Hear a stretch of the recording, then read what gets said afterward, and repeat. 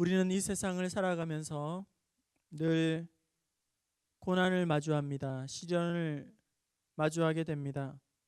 원치 않는 질병의 문제로 말미암아, 때로는 자녀의 문제 때문에, 그리고 가족이 아니라 우리 집안 문제 때문에, 혹은 부부 간의 문제 때문에, 그리고 직장과 사업의 실패로 말미암아 다양한 문제 가운데에서 때로는 이유를 알 수 없는 그런 침체와 무기력함과 눌림과 답답한 마음들을 느끼기도 합니다.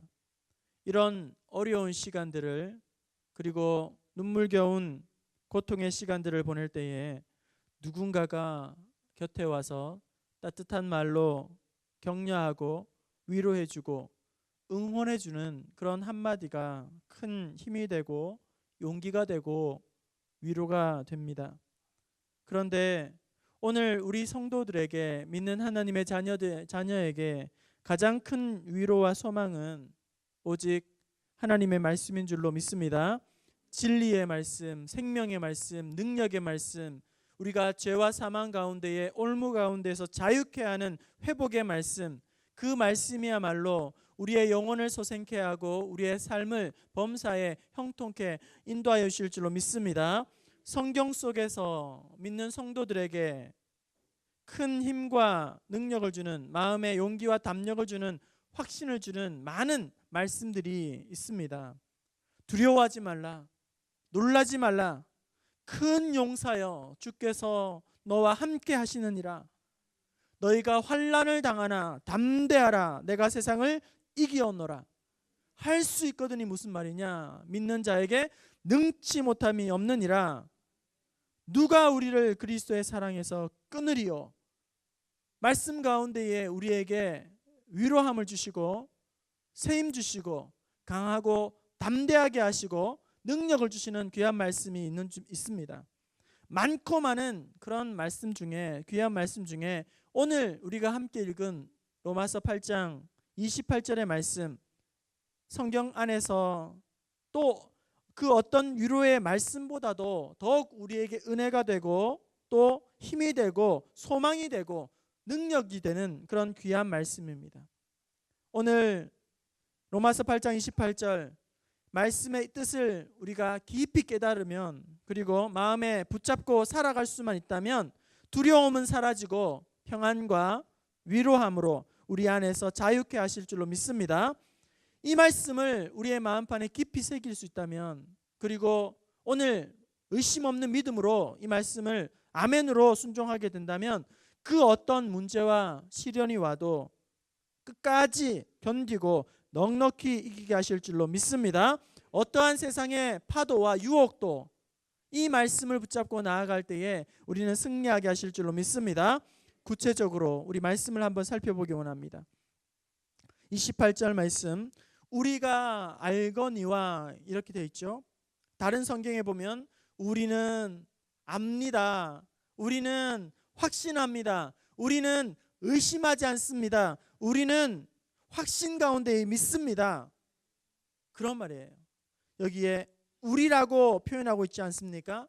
그러니까 이 믿음과 이 확신과 이 결단의 마음은 우리가 알거니와, 그러니까 우리가 알고 있습니다. 나 혼자만 은밀하게 아는 말이 아니에요.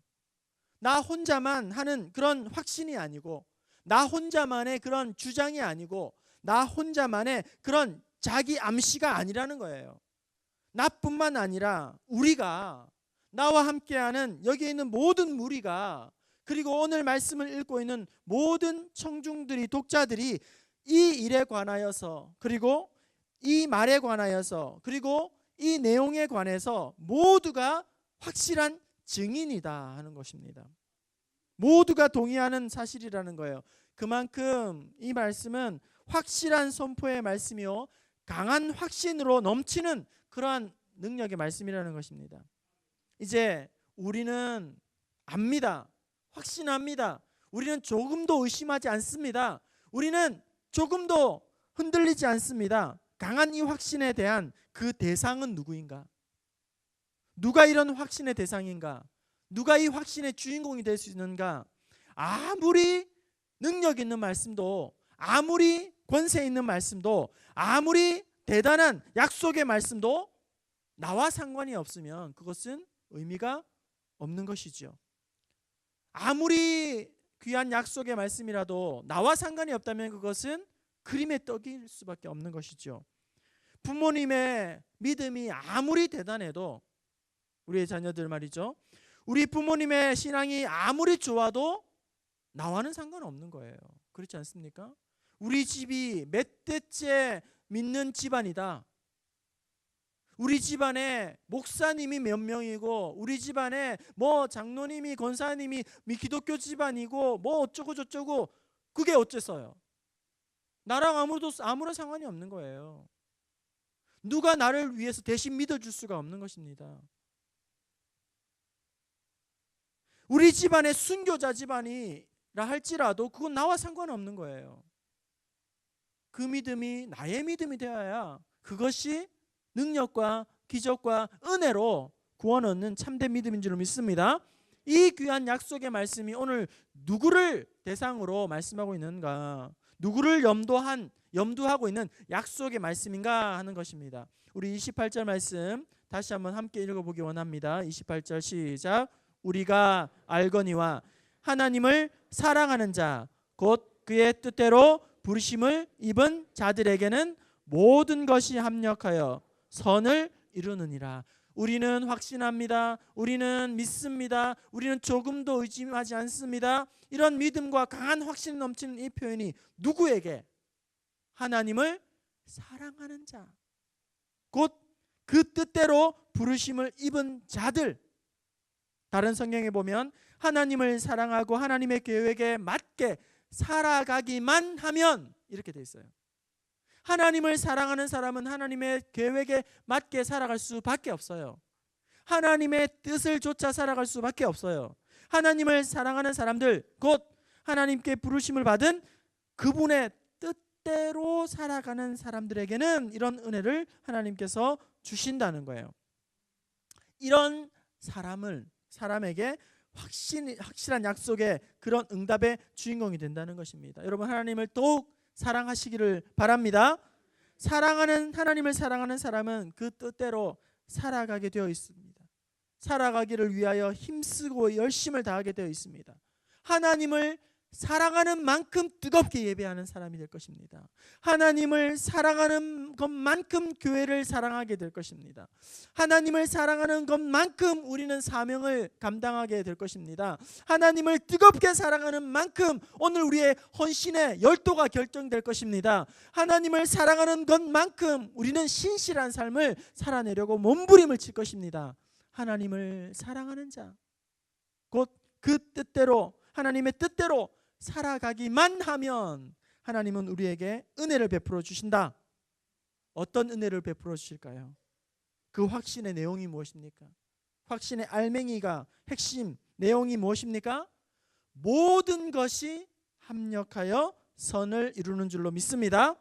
모든 것이, 여기 나오는 모든 것의 범위는 어디까지요? 어디까지일까요?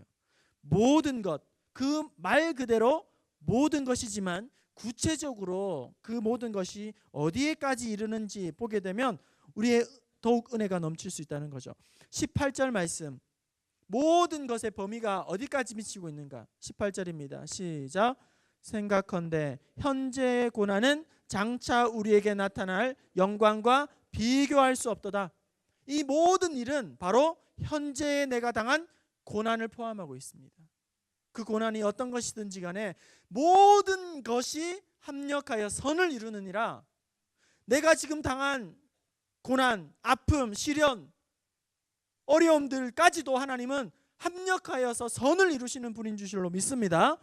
또한 이 모든 것의 범위는 어디일까요? 우리 35절 말씀, 35절 말씀 같이 봅니다. 시작.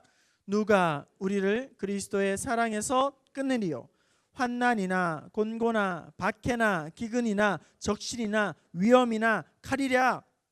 우선적으로 이 모든 것에는 18절에 현재의 고난을 염두한 말씀이요, 하지만 현재의 고난뿐만 아니라 그것으로 제한되는 것이 아니라 오늘 우리가 경험하고 있는 모든 어려움들, 38절의 하반절에서는 현재 일이나 장래일이나 능력이나 높음이나 기품이나 다른 어떤 피조물이라도 모든 일에는 모든 상황이 포함이 되고 모든 문제와 모든 갈등과 모든 아픔과 모든 관계의 사람과 그것이 좋은 일이든지 나쁜 일이든지 그것이 형통한 일이든지 불행한 일이든지 그것이 만남이든지 헤어짐이든지 심지어 죽음까지도 내가 도저히 이해할 수 없는 그 일조차도 모든 일이 합력하여 선을 이루느라 이 모든 일에 포함되어 있다는 사실입니다. 그리고 이 모든 것들이 어떻게 합니까? 합력하여서 선을 이룬다 이렇게 돼 있어요. 합력이라는 것이 무엇입니까? 두 가지 이상의 힘이 모아져서 유익하게 된다는 거예요. 모든 일들이 서로 연결이 되기 시작하고 조화를 이루어지기 시작하고 하나는 보면 이해가 되지 않지만 하나하나들이 서로 연결되고 조화를 이루고 퍼즐을 점점 맞춰가면서 마침내 선을 결국 이루게 된다는 것입니다.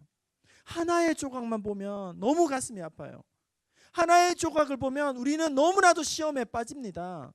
하나의 조각을 보면서 우리는 너무나도 가슴을 칩니다. 하나님, 왜 내가 이런 고난을 당해야 합니까? 하나님, 오늘 나는 왜 이렇게 힘들게 살아가야 합니까? 하나의 조각을 보면서 우리는 하나님의 은혜를 잊어버립니다.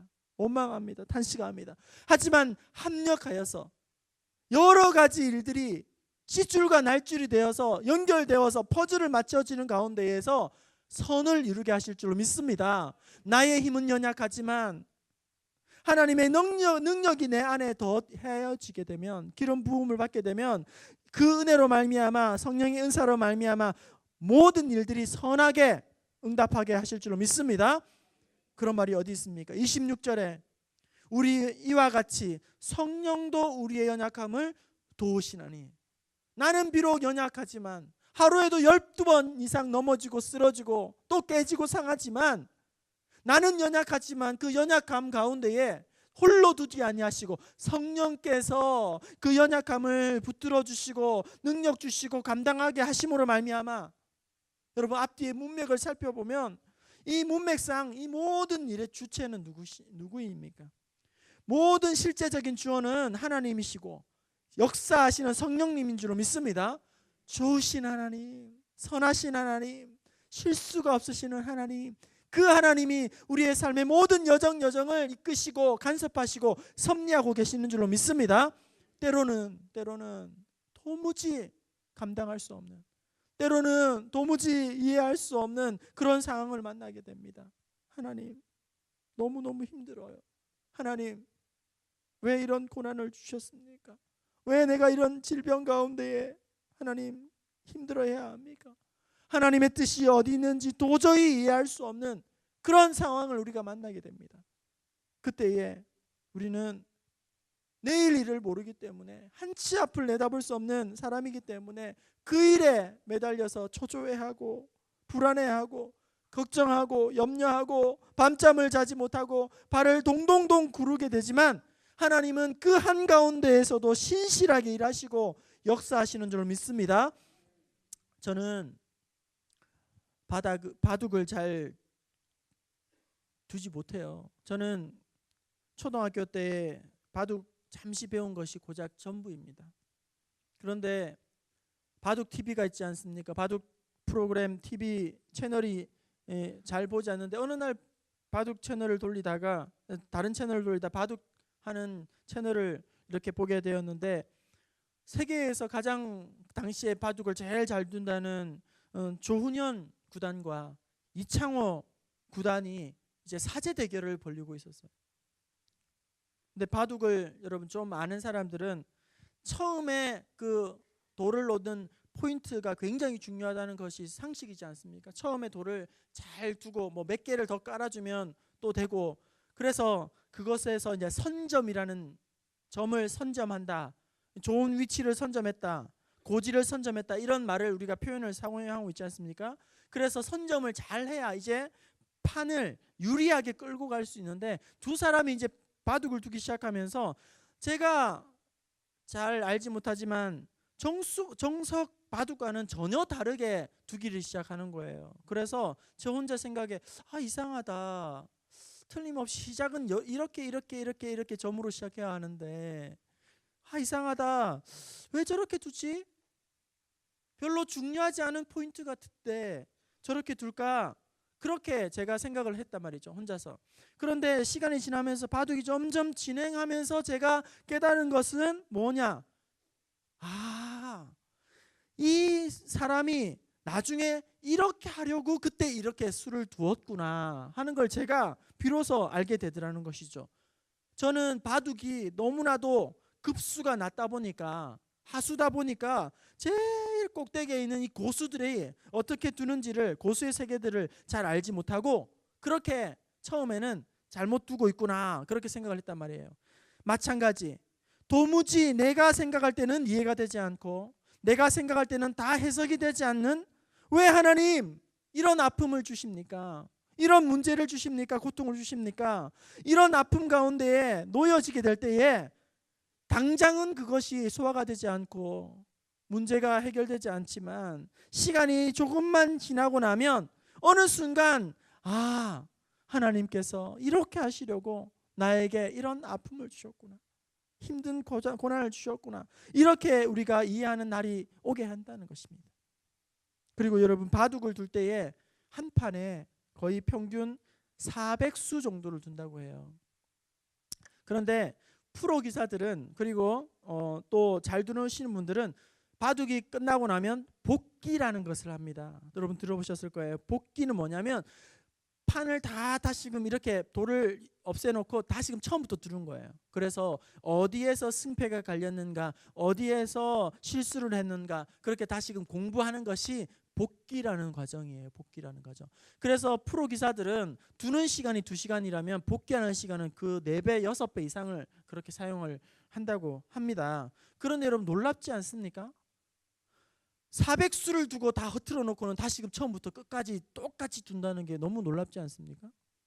만약에 저를 보고 수를 10개만 두라고 해놓고 다시금 처음부터 두라고 하면 저는 여기를 먼저 놨는지 여기를 봤는지 헷갈려서 도무지 이거를 할 수가 없을 것 같아요.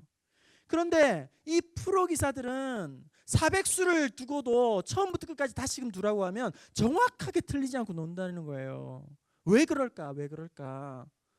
그 이유는 하나의 수도 의미 없는 돌이 없다는 거예요. 모든 수가 다 의미가 있기 때문에 그들은 하나도 틀리지 않고 정확하게 다시금 두게 된다는 것입니다. 우리 하나님이 우리의 삶을 주장하실 때도 마찬가지라는 거예요. 우리는 쓸데없는 일을 갖고, 이 일이 의미 없는 불필요한 돌 같고, 이 일이 아무짝에도 유익하지 않는 것 같고, 내가 볼 때는 다 소용없는 것 같아도 우리 하나님의 섭리 가운데 이 모든 경우의 수들은 하나도 의미가 없는 것이 없다는 것입니다. 바둑 이야기를 조금만 더 하면, 여러분 진짜인지 가짜인지 모르지만 진짜 고수들은 여러분 첫 번째 돌을 두면서 마지막 돌은 이쯤에 놓고 끝내야지 그런데요. 놀랍지 않습니까? 첫 번째 돌을 여기다 놓으면서 내가 마지막에 돌은 이 정도에 놓고 아마 끝낼 거야, 이렇게 이야기를 한다는 거예요. 이것은 여러분 놀라운 일입니다. 이건 어떻게, 이 바둑판이 경우의 수가 어마어마하잖아요, 그죠? 그런데 그렇게 대충 가늠할 수 있는 이유가 어디에 있냐면 그 사람들은 바둑판 전체를 꿰뚫고 있기 때문이에요. 바둑판 전체를. 여러분 오늘 하나님 앞에서 우리의 인생이 동일한 것입니다. 왜 하나님께서 그때 이렇게 하시는가? 왜 하나님께서 도무지 이해할 수 없는 이런 일들을 만나게 하시는가? 우리가 시간이 조금 흘러가게 되면 우리는 당장은 알 수 없지만 그 의미를 발견하는 순간이 오게 된다는 거예요. 바둑의 제일 하수가 고수의 생각을 다 이해할 수 없어요. 다 이해할 수 없습니다. 하지만 시간이 지나면 이제 깨닫게 되는 것이죠. 우리는 한치 앞을 내다볼 수 없는 연약한 존재입니다. 어리석은 존재입니다. 무지한 존재입니다. 하지만 우리 하나님은 모든 것을 다 아시는 줄로 믿습니다. 그 가운데에서 의미 없는 것은 한 개도 없는 것입니다. 비록 지금 당장 나에게 손해가 되고 힘들고 어렵고 눈물 나게 하지만, 아무런 힘이 없어 주저앉게 만들지만, 그 가운데에서도 하나님은 일하고 계신다. 하나님은 역사하고 계신다는 사실을 여러분 붙들 수 있기를 바랍니다. 하나님은 모든 것이 합력하여 선을 이루게 하시는 줄로 믿습니다. 하나님, 우리가 최악의 상황에 처해 있다 할지라도 최선을 향하여서 나아가게끔 계속 움직여 가시는 분인 줄로 믿습니다. 마치 우리가 길을 잃어버렸을 때에 그 잃어버린 그 지점에서 내가 가고자 하는 목적지를 향하여서 새로운 경로로, 그리고 최적의 경로로, 가장 좋은 목적지로 설정을 새롭게 하는 내비게이션과 같이 우리 하나님은 일하고 계신다. 과정은 우리가 목적지에 도착할 때, 그때까지는 과정은 치열하고, 과정은 대단히 복잡하고, 과정은 너무나도 나에게 힘이 들게 하지만, 우리 하나님은 모든 것이 합력하여 선을 이루셔서 반드시 우리에게 도착 지점으로, 목적지로 안전하게 인도하시는 줄 믿습니다. 하나님은 내가 실수한 그 자리에서, 잘못해서 망쳐버린 그 지점에서 하나님은 새롭게 일하고 계십니다. 우리의 주변에서 나를 힘들게 하고 모함하고 저주하고 함정에 빠뜨리고 엉망이 되어버리게 하는 그 시점에서 우리 하나님은 새롭게 개입하시고 간섭하시고 그것을 통제하시고 주관하셔서 모든 것을 합력하여 선으로 바꾸시는 역사를 하시는 줄로 믿습니다. 나의 욕심 때문에, 나의 실수까지도 하나님은 이용하셔서 구원의 역사를 이루어 가시는 분이십니다. 막다른 골목에서 이제는 꼼짝없이 내가 죽었구나, 꼼짝없이 내가 당했구나, 그렇게 생각하고 소망이 끊어진 그때에도 우리 하나님은 선하게 인도하시고 신실하게 역사하시는 줄로 믿습니다. 애굽을 빠져나온 이 이스라엘 백성들이 홍해 앞에서 절망합니다. 주저앉습니다. 눈물 흘립니다. 탄식합니다. 그리고 원망합니다. 하지만 여러분, 홍해 앞에서 그렇게 울고 있는 그들은 하나님께서 홍해 밑에, 홍해 아래에 길을 예비해 놓으신지 누가 알았겠어요? 하나님은 그런 분이십니다. 하나님은 이것이 하나님의 뜻이고 이것이 궁극적인 하나님의 목적인 것입니다. 하나님을 사랑하는 자에게 그 뜻대로 살아가기만 하면 우리 하나님은 선한 일로 인도하시고 하나님의 은혜와 하나님의 특권으로 우리를 안아주실 줄로 믿습니다. 이제 말씀 마치려고 합니다. 모든 것이 합력하여 선을 이루느니라. 이게 무슨 말일까요? 안심하라는 뜻입니다. 여러분 안심하시기를 바랍니다. 모든 것이 합력하여 선을 이루느니라. 그분께 모든 것을 맡기라는 말씀입니다. 여러분의 모든 행사를 하나님 앞에 온전히 맡겨드릴 수 있기를 바랍니다. 여러분의 계획하는 것들, 여러분의 장래를, 여러분의 자녀들을 하나님 앞에 온전히 맡겨드리기를 바랍니다. 모든 것이 합력하여 선을 이루느니라. 여기에는 예외라고는 단 하나도 없다는 뜻입니다. 모든 것이 합력하여 선을 이루느니라. 이 말씀은 불안하지 말라는 뜻입니다. 불안해하고 있는 분이 있습니까? 염려하고 근심하는 분들이 있습니까? 여러분 말씀을 온전히 붙들 수 있기를 바랍니다. 모든 것이 합력하여 선을 이루느니라. 이것은 오래 참고 기다리라는 뜻입니다. 우리가 오래 참고 기다리기만 하면 하나님은 그분의 영광을 나타내 보여주실 줄로 믿습니다. 우리 수험생 여러분, 고시생 여러분, 입시생 여러분, 최선을 다하시되 그것을 온전히 하나님 앞에 맡겨드리기를 바랍니다. 결국 하나님은 선으로 인도하여 주실 줄로 믿습니다. 고통 중에 있는 성도들, 시련 중에 있는 성도들, 아픔 중에 있는 성도들 안심하시기를 바랍니다. 오래 참고 인내하는 가운데에 하나님이 선을 이루실 줄로 믿습니다. 오늘 말씀 가장 확실한 하나의 강독점, 그것은 무엇입니까? 사람은 실수하지만, 사람은 넘어지고 자빠지지만 우리 하나님은 결코 실수하지 않으신다는 것입니다. 결코 실수하지 않으시는 그 하나님을 신뢰하며 어떠한 상황 가운데에서도, 위급한 어려움 가운데에서 있다 할지라도 의심하지 아니하고 믿음으로 간구하고 인내하고 오래 참는 가운데에 마침내 승리하며 찬송하며 영광 올려드리는 저와 여러분 될 수 있기를 주님의 이름으로 축원합니다.